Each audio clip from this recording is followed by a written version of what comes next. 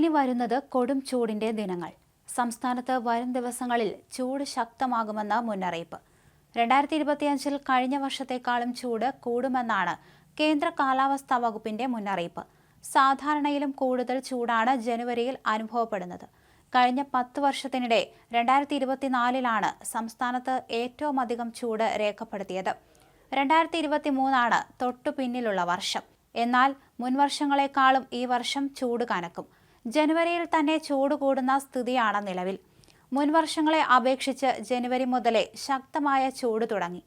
കണ്ണൂർ വിമാനത്താവളത്തിൽ രേഖപ്പെടുത്തിയ 36.5 degree Celsius ആയിരുന്നു കഴിഞ്ഞ ദിവസം രാജ്യത്ത് രേഖപ്പെടുത്തിയ ഏറ്റവും ഉയർന്ന ചൂട്. കോട്ടയത്ത് 36.5 ഡിഗ്രി സെൽഷ്യസ് രേഖപ്പെടുത്തി. കേരളത്തിൽ അടുത്തടുത്ത വർഷങ്ങളിലായി താപനില ക്രമേണ ഉയരുന്ന പ്രവണതയാണ്.